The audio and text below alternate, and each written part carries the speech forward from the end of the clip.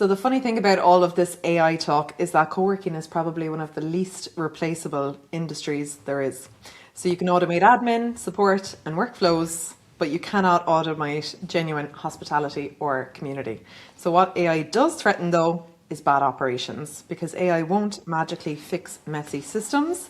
It's just going to expose them faster. So we're going to get into the role that AI can play in your co-working space and what's going to separate the operators who adopt it versus the ones that don't. Hi Graham, how are you? Good. Good stuff. So today, why would you say the people in co-working are going to be hard to replace with technology and AI? We spent a lot of time in prop tech last year. Yeah. Right. So we're already aware of what's coming with the hardware side of things, right? So sensors, talking to AI doing smart things with the sensors, automating windows opening, temperatures adjusting, CO2 management, noise. We have, the image assessment, which then creates tasks like referred to the people that need to do it. So you'll see a lot of the day-to-day stuff, getting delegated very quickly. You'll see the environment being optimized, and that'll all be handled by AI in a sense. The biggest thing that AI is doing is pulling collections of systems together and reading through all the data that these sensors and all the information. Like we've been collecting data and information for forever, right? But it's always the clever people knew what to do with it. But now, thankfully, AI has democratized that in a way that that could literally run your space for you in a lot of ways. But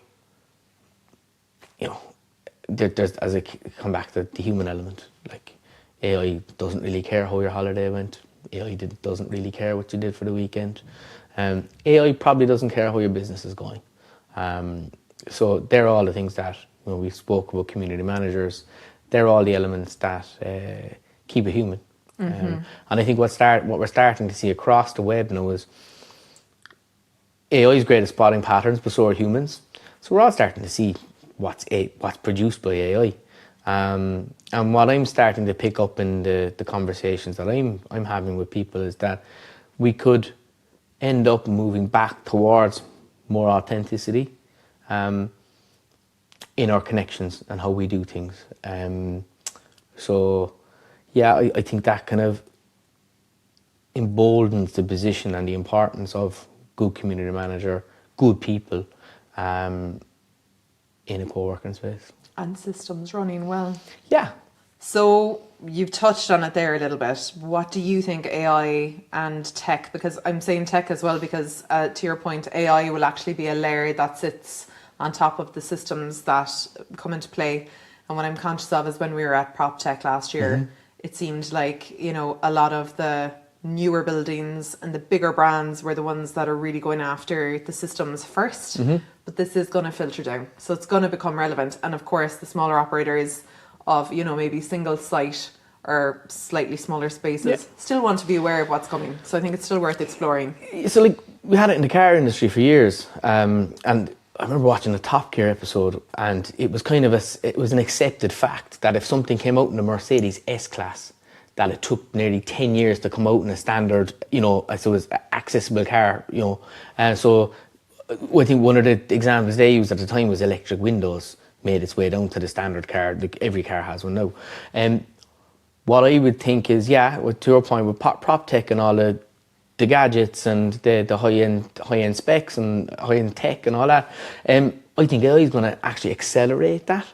So I don't think there's going to be as an expansive or a gap. Yes. That much of a gap. So I think what we're seeing in the plush, fancy, well kitted out, endless budget type of setup, I can see that coming down a lot quicker than we anticipate. Even last year, even to see the advancements in AI since we were at that last year, I'd be pretty certain we're going to see some really cool stuff come out. Yeah. So if we pitch ourselves, say, middle of the road space, like if we're starting today with the tools that are currently available, what are the things that you think operators should be applying AI to immediately? I have a few in mind myself. They're probably doing it already. If you think of any, if we're going to middle of the road, Yeah, they're probably looking for all their, I suppose, copy is done now. So they probably all are very sharp handbooks.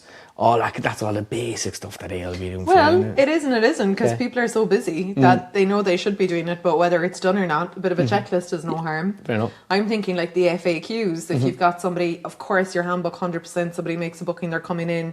You know, whatever documentation you give them before they come in, please take that bit of work off your own desk and pop that through GPT or something. Get it cleaned up. The essence of what you want to share, of course, so that it's the bones that you want to communicate. But definitely be using the GPT to bring all that up to a good standard and get it published. And then things like, you know, if somebody comes into the building, maybe they've been with you a couple of times, hot desking over a month or two, they want to print something. You know, there should be like an FAQ sitting there, something that it's easy, that they don't need to go to you for the kind of simple things, you know, there's kind of easy things like that. Look, we can see across all software types at the moment, there's a rush into AI, and coworking's no different. And to be honest, coworking is probably one of the slower ones, surprisingly slow, to even get into the e-commerce side of things. Yeah. You know, and we spotted that at Baseworks very early days. So at the moment, what you do see is all the software businesses, all the coworking software businesses are having their stab, and we're no different, to what we and they think are the next best things for our customers and how they can operate their business. So what you're going to see is exactly that. 24/7 customer support, where they can self-serve themselves and find out, as you said, you know, things like, you know, how do I print this and how do I print that? Outside the space and inside the space, Trying And then to get in, trying to book, and then when you're in the building, And then that's going to move into sales, obviously. So again, there'll be more. At the moment, we're all going on to calendars, picking our dates. We're going to start moving towards a more agentic approach now, you know, especially in the aggregator setup. What you're going to see is we're going to move away from filtered search to more, you know, where would you like? I would like a hot desk, south facing. You know, you can get really, really into it, and then the GPT is going to start, or the AI is going to start presenting you with options. So it's just essentially, it's just moving past traditional filtering. Things like finances then are going to be very clear. Coming back to my point about analysing and distilling data, it's going to be able to give you all the numbers. You're probably not going to need to lean on your accountant so much anymore. And then if you come into, I suppose, the operation side of things, probably going to be able to identify churn. It's probably going to be able, we already have the suggestion bot in Baseworks, of course. So it's going to be able to identify things like Anne-Marie's been in 3 months, or 3 days in this month. She's on a dedicated desk. She's likely to churn. Yeah. Here's an offering. Maybe Anne-Marie would benefit more from a bundle, you know? So you're going to see all of that kind of suggestive stuff come in. Then what else do we have? I think it's good to mention on that stuff as well, like the predictive side of things is something that's been there in many industries for a bit of time now, right? And it's never anything, I think sometimes if people are kind of middle of the road in terms of how fast they adopt technology, they might feel a bit under pressure with something like that. Is it going to force them to do something? Obviously these things are suggestions, but you know, the ideal is that you get to a place where you just lean on these tools, you know, of course have discernment about what it's recommending, but when you trust something, take the learning and keep moving, like just kind of blend it in with everything you're doing for a moment. You don't sit down and spend loads of time thinking about it. And like, it's the suggestive side then, okay? So it suggests it, but the next piece is going to be the execution of that. Yeah. So it'll be like this. Anne-Marie's about the churn. We recommend a bundle. Here's the bundle. Should I create it? And ask her. Yeah. You know, so that's where we're going to go with all of this kind of stuff. And there's a point there where the human comes back in. You know, it's not like the systems are going wild. And then just like even thinking out loud, and this is only something that's going to come to mind as I'm saying this to you now, is if you look at the offerings that a co-working space has, it's generally a hot desk, dedicated desk, meeting rooms, you know, spec suites, all that kind of stuff. When you're collecting proper rounds of data and a rounded data, and it's easy to create different offerings, bespoke offerings, even as small as they are. You could nearly create packages per customer, not even per customer type. So that's the kind of detail that I could see AI running with. Yeah, 100%. Would you say that AI has potential to actually make your staff, your team, more valuable? Depending, as I said there, you may not be leaning on the accountant as much anymore. Your admin team may have less to do now as well. So it's questionable, I think if you've hired well, Yeah. and if you've got, for example, a great community manager, you're just taking away the stuff that's taking up their time and attention and giving them kind of room to shine. I think community manager would be one of the safest jobs in the room for me. Yeah. And they, we've had chats about community managers and how they have strengths in picking up on the nuances, the human elements of the business and how the space is running. But actually, if they're the right people to really understand the business, they'll also know how to help you implement your tools. Yeah. So you can actually get your systems to a stage where you're just giving them back that time that they can stay doing the stuff they do really well, because that's what's going to set co-working apart, is that connection piece, The other thing, and the other side of it here is with the way things are going now, and I've touched on this before when we were speaking about virtual reality and all that kind of stuff. It's like people are getting more and more done on their phone, and people are doing more and more with voice now. So the question here is, how long is the current setup that we have, which is a keyboard, a machine, and 2 monitors, how long is that going to last? Because myself personally, I work from home on a Monday because I'm on calls and I'm talking to my various AIs that I use. It's not because I don't want to go to the co-working space, it's because I don't want to be in and out of booths. And I don't want to be taking up a meeting room for the day. So when I have a room to myself that I can close the door. Now, Tuesday, Wednesday, Thursday, happy to come in and work away that way. But I can see people that spend a lot of time talking to their GPTs. Again, we can all have a phone call, right? And be hush-hush or know if it's an appropriate phone call or not.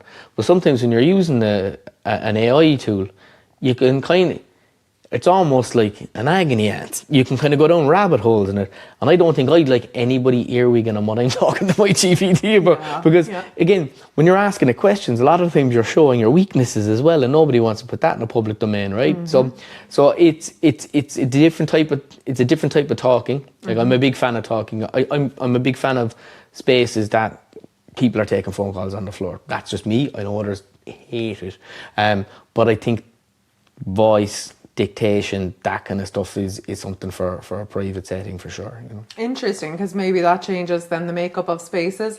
I think if we really look down the road, we talk about third space and the third place and all of that, but do we even need a third place going down the road, depending on what our work is and where we work? And that's really looking ahead, but in the interim there's a whole body of work to be done. But I still think people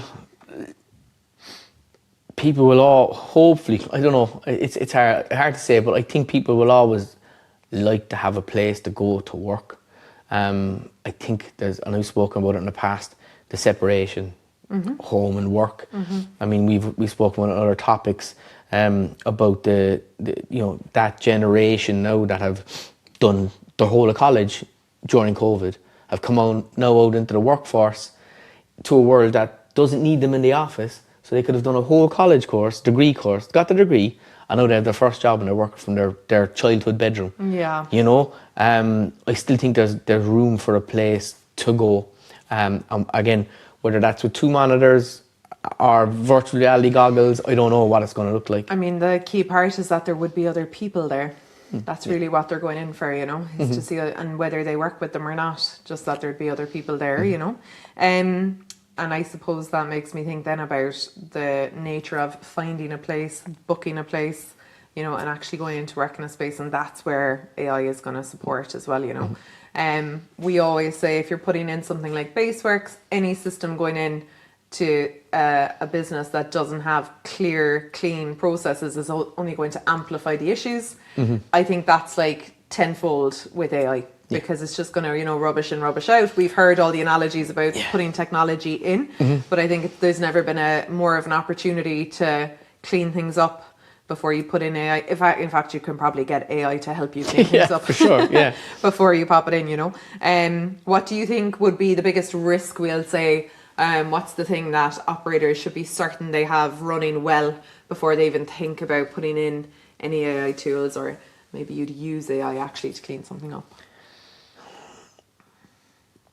What I would do is exactly that. I'd do a full assessment and I'd see where my key pain points are. And like, look, the thing is, and I've often said this, you know, you're often running your own business and you see your set of problems. And the thing is, there's always somebody out there that has solved these problems. And if they've solved these problems, I can guarantee you AI is aware of it. So if you share your problems, you're probably going to come back with a nice ops plan and get cracking on that. But I think the key thing for me is the data. You know, like, you need a system where you have all your members, all your bookings. You know, as you said, you put rubbish in, you get rubbish out. So if you're on a system where you're actually keeping your members off to save costs, that's a big red flag for me. I know, you just don't have visibility. Yeah, I know. What would you say to people who are not lovers of technology, and this is a whole other wave, and they're going, oh God, I think I'll just skip it? You have to learn to love, unfortunately. But look, I think it's like, we don't have to go back too far where, you know, you take an industry and you add tech to it, and we had a new industry: sports tech, prop tech. You know, I could keep going. You know what I mean? And then it was kind of like, right, can we just stop putting tech onto the world? Onto the end of an industry, because tech is going to touch everything. I think we're branding stage now with AI, where it's the exact same thing. AI is already, it's already in everything. If it's not in the system that you're using, one of your colleagues has done a piece of work that you're working beside or working on, if you haven't done it yourself. So everybody's leaning on you know, Claudes and GPTs and everything else for their inputs, and it's just a matter of time before all the systems out there are threaded into various various AIs. Yeah, I think make friends with it, get to know it, because the rate of the very nature of it is that it's going to evolve really quickly. And if you feel a bit intimidated by it now, that's probably only going to increase. It's kind of like saying, I'm not going to bother with the car, I'm going to stay with my horse and cart. Like, it's only going one direction. So I think it's worth dipping the toe. And that might be as simple as asking other operators how they're using it. I think we're at the beginning to the middle of hearing how people are using it. We're going to be talking about this kind of endlessly.